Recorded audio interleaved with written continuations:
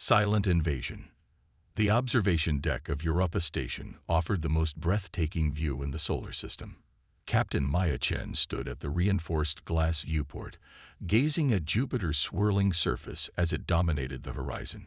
Humanity had come so far in just a few decades. Permanent settlements on Mars, mining operations on the Moon. And now this, a thriving research outpost orbiting Europa, one of Jupiter's most promising moons. The year was 2185, and Earth's nations had finally put aside their differences to focus on expansion beyond their home planet. Resources were becoming scarce, and space offered unlimited potential. Maya commanded Europa Station's security team, ensuring the safety of the 300 scientists and engineers who called this metal bubble home. "Captain, you're needed in the communications center," her wristcom chirped. Maya sighed, taking one last look at the gas giant's hypnotic storms before making her way through the station's curved corridors.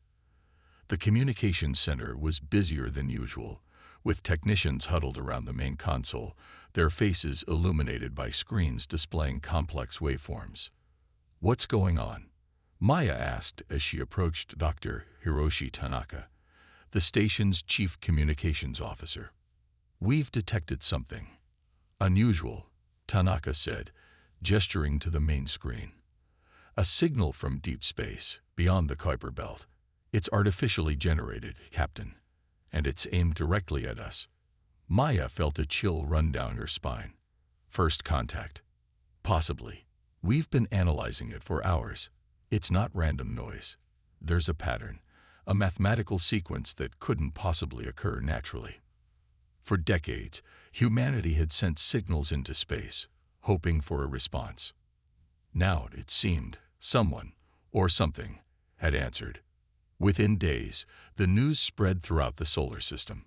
Earth's unified government, the Global Cooperative Council, assembled its brightest minds to decode the signal. The message, they discovered, contained blueprints for advanced technology, more efficient energy systems, faster propulsion methods, and quantum communication devices that would make interstellar travel possible. It seemed like a gift from the cosmos, knowledge freely shared by a benevolent civilization. Factories around the world began manufacturing devices based on the alien designs. Politicians hailed the beginning of a new golden age for humanity. Only a few voices urged caution, but they were quickly drowned out by the excitement. Maya Chen was transferred back to Earth to oversee security at the Quantum Integration Facility in Nairobi, where the most advanced alien technology was being developed. From the moment she arrived, something felt wrong. The technology worked perfectly, too perfectly, integrating seamlessly with Earth's existing systems. "It's like they knew exactly what we needed," she commented to Dr. Lai Wei, the facility's lead scientist, during an inspection. "That's the beauty of it," Wei replied, his eyes gleaming with excitement. "The designs are elegant, efficient. They're helping us advance centuries in just months." "Doesn't that strike you as strange? Why would an advanced alien civilization just hand over their technology without asking for anything in return?" Wei laughed. "Perhaps they're altruistic, or perhaps this is kindergarten technology for them. Either way, we'd be fools not to use it." Maya couldn't shake her unease. That night, she reviewed the signal data in her quarters, looking for anything the analysts might have missed. There was something hidden beneath the obvious patterns, subtle fluctuations that didn't align with the blueprints. She spent weeks analyzing these anomalies, using computing power borrowed from the facility. Meanwhile, the alien technology spread across Earth and its colonies. The new quantum networks increased efficiency by 300%. Energy production soared. Automated systems controlled everything from agriculture to traffic to home appliances. Humanity was becoming increasingly dependent on the gifted technology. The first incidents were isolated and easily dismissed. A power grid in Tokyo shut down for 30 seconds, then restarted on its own. Several automated transport pods in Buenos Aires took passengers to incorrect destinations. Communication systems in Moscow experienced brief moments of inexplicable interference. Maya documented each occurrence, plotting them on a global map. A pattern emerged. The anomalies were increasing in frequency and severity. When she presented her findings to the facility's directors, they were skeptical. Random glitches in new technology are to be expected, Director Okafor said dismissively. The benefits far outweigh these minor inconveniences. But Maya persisted. She recruited a small team of like-minded individuals: Zora Novak, a cybersecurity expert; Alejandro Reyes, a quantum physicist; and Marcus Kim, a former military intelligence officer. Together, they began monitoring the integrated alien systems more closely. 3 months after implementation, the incidents became impossible to ignore. An automated defense system in North America targeted civilian areas before being manually overridden. Life support systems on Mars colony briefly failed, nearly killing 18 people. And most disturbingly, data began disappearing from secure servers worldwide, with no explanation. It's like the systems are learning, Zora said during one of their clandestine meetings, adapting to our methods of control. Or someone is controlling them, Maya suggested. Alejandro had been running simulations based on the original alien signal. I think I found something, he said, projecting a 3D model of the signal pattern. There's a secondary code embedded within the blueprints. It's subtle, designed to be implemented alongside the primary technology. What does it do? Marcus asked. It creates backdoors, thousands of them, in every system that uses the alien tech, and they all connect to a central communication protocol that we didn't build. The realization hit Maya like a physical blow. It's not a gift. It's a Trojan horse. Their breakthrough came when analyzing data from the Quantum Network Hub in Singapore. Buried within the system was an autonomous program that had been quietly replicating itself across the global infrastructure. Its purpose was becoming clear. It was taking inventory of Earth's resources, defense capabilities, and weaknesses. When Maya's team attempted to isolate part of the program for further study, all the facility's systems suddenly locked down. Screens throughout the building displayed the same message in dozens of languages. Preparation at 78% completion. Harvesting will commence when optimal conditions are achieved. Alarms blared as the facility's security protocols activated, but they were responding to commands no human had given. Armed drones designed to protect the building began targeting Maya's team. They know we've discovered them, Maya shouted as they fled through emergency exits. Whatever is behind this, it's aware, and it's acting against us. As they escaped in Marcus's transport, they watched in horror as similar lockdowns began occurring at facilities worldwide. The integrated systems were turning against their human creators with calculated precision. What are we dealing with? Zora asked, her voice trembling. Marcus pulled up classified satellite imagery on his tablet. Look at these readings from deep space, near where the original signal originated. The images showed what appeared to be distortions in space, massive shapes moving toward the solar system. They're coming, Maya said grimly, and we've spent months building their beachhead for them. Further analysis of the hidden code revealed the truth. An ancient empire known as the Nexus had been expanding across the galaxy for millennia. Rather than engaging in costly direct warfare, they sent signals containing technology blueprints to developing civilizations. These civilizations would eagerly implement the technology, not realizing they were building the infrastructure for their own conquest. Once the technology was sufficiently integrated, it would begin systematically taking control of the target planet's resources and defenses, leaving the indigenous population helpless when the Nexus arrived to harvest whatever they deemed valuable, including the population itself for labor or worse. Earth had only days before the process would be complete. The alien technology now controlled nearly 70% of global infrastructure, with that percentage growing hourly. Communications were compromised, making it nearly impossible to organize a global response. We need to get to the quantum core in Geneva, Maya told her team as they hid in an abandoned mining facility outside Nairobi. It's the central hub for the entire network. If we can disable it, we might be able to sever the connection to whatever's controlling this. The core is the most heavily guarded facility on the planet, Marcus objected. And now it's probably controlled by these alien systems. Then we'll need to be smarter than they are, Maya replied, a plan already forming in her mind. We have one advantage they don't expect. They think humans are predictable. It's time to prove them wrong. Humanity's ingenious response. Getting to Geneva proved more difficult than Maya Chen had anticipated. The alien-controlled systems had prioritized isolating potential resistance. Automated transport was completely compromised, and major roads were monitored by repurposed security drones. Maya's team was forced to travel on foot and by any analog transportation they could find, mostly bicycles and old combustion engine vehicles that lacked modern connectivity. Their journey took them across East Africa and into the Middle East, where they connected with a growing underground network of resistance fighters, engineers, programmers, and military personnel who had recognized the threat early.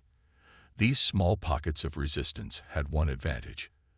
They operated using technology that predated the alien integration.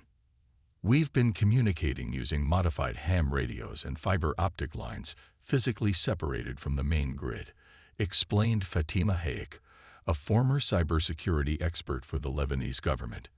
The alien systems can't access what isn't connected to their network. From these resistance cells, Maya's team learned the full extent of the crisis. Major cities worldwide were under lockdown, with automated defense systems preventing people from leaving. Food distribution systems were redirecting supplies to unknown locations. Most concerning, manufacturing facilities had been retooled to create new devices of unknown purpose.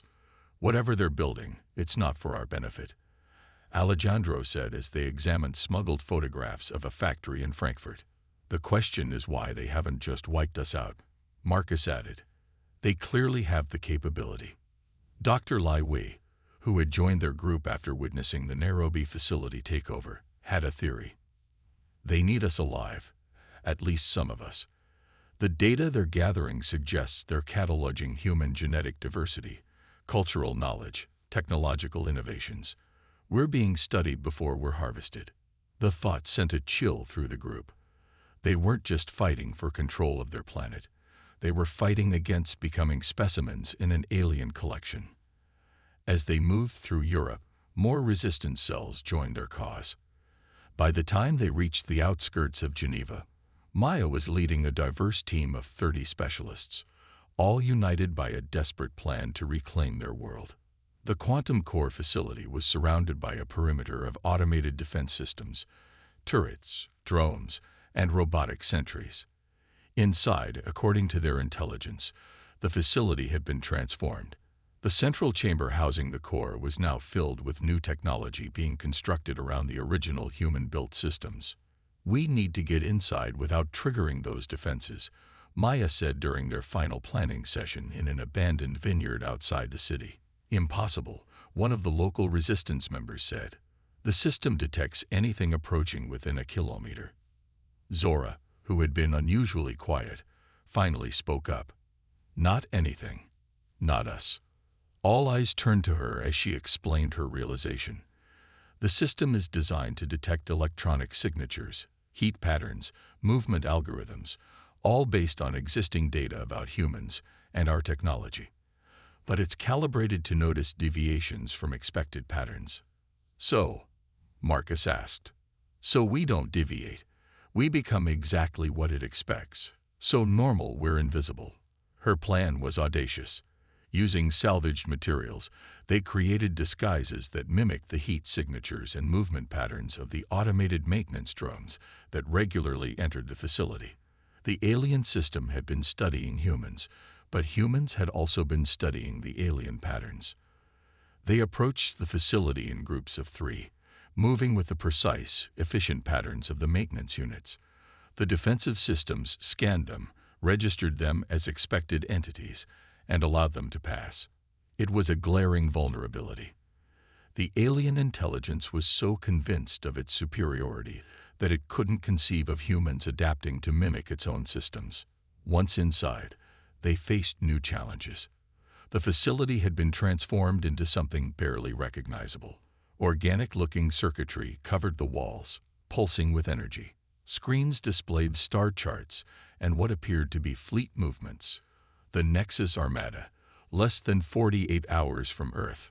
The core is 3 levels down, Y whispered as they moved through corridors crawling with strange new technology. When they reached the central chamber, they finally saw what the alien system had been building.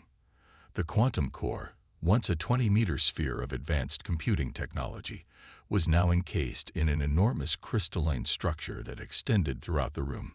Tendrils of energy pulsed from it into various terminals and devices. It's a beacon, Alejandro realized, scanning the structure with a modified sensor. It's amplifying the signal to guide the Nexus fleet here. Can we destroy it? Maya asked. Not conventionally. It's protected by energy fields we can't penetrate with the weapons we have. Maya studied the structure, noting how the alien technology had integrated with human systems. We don't need to destroy it. We need to speak its language and tell it something new. Here, humanity's greatest strength revealed itself. While the Nexus had conquered countless civilizations, they had never encountered humans, beings whose survival had always depended on adaptability, creativity, and the ability to turn an enemy's strength into a weakness. We and Alejandro identified the communications protocols the alien system was using. Zora discovered a way to access the programming interfaces without triggering security responses. And most crucially, Marcus uncovered the one thing the alien intelligence couldn't anticipate: human irrationality. These systems operate on pure logic, he explained. They expect responses to follow predictable patterns based on self-preservation and efficiency. But humans don't always act logically, especially when we're fighting for something we believe in. They devised a plan that no logical entity would expect. They would use the beacon not to stop the signal but to change it. They would invite the Nexus fleet to Earth, but with a message of their own. Working frantically as automated systems began to detect their unauthorized presence, the team reprogrammed parts of the core's interface. They weren't trying to destroy the alien technology. They were hijacking it, using its own protocols against it.